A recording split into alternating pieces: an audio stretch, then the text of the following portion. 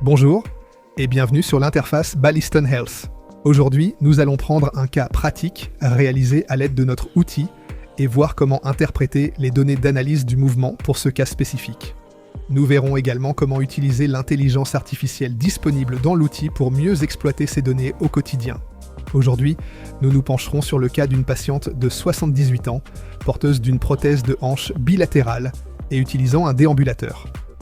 Les premiers paramètres que nous regardons sont la vitesse, la cadence, la symétrie et le risque de chute. La vitesse et la cadence sont très en dessous des valeurs normales. La patiente marche lentement, avec des pas courts et peu fréquents. La symétrie est altérée et le risque de chute est évalué comme modéré, ce qui est un signal important à ne pas négliger. Le profil de marche confirme cette tendance. La phase de contact est très prolongée des deux côtés. La patiente cherche à sécuriser chaque pas avant de passer au suivant.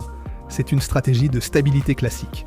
La phase d'oscillation est fortement réduite, le double appui très élevé et la longueur de foulée réduite. La gateline montre que la phase de propulsion est nettement insuffisante et que la phase de pied à plat est à l'inverse très prolongée. La patiente ne pousse pas vraiment sur l'avant du pied, elle déplace son poids d'un appui à l'autre plutôt que de véritablement avancer. Le ratio de propulsion est un paramètre très révélateur ici. Les valeurs sont très basses des deux côtés. En cliquant sur l'assistant IA, on comprend ce que cela signifie. Les muscles du mollet sont sous-sollicités et les fléchisseurs de hanche compensent pour pallier ce déficit.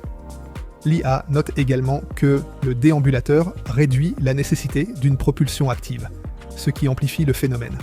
C'est une information concrète à partager avec la patiente pour lui faire comprendre l'impact de cette compensation sur la fatigue à long terme. En allant dans les détails angulaires, on peut observer les angles de pronation et supination. Les résultats révèlent une supination marquée des deux pieds en phase de propulsion, ce qui limite l'efficacité du pas. On observe également une tendance à la pronation à l'impact talon, avec une sollicitation potentielle des articulations plus hautes, hanches prothésées incluses. Pour terminer, l'angle d'attaque montre que le pied entre en contact avec le sol en flexion plantaire plutôt qu'avec le talon, ce qui réduit la stabilité. La hauteur minimale des orteils est légèrement réduite des deux côtés, augmentant le risque de frottement sur un terrain irrégulier.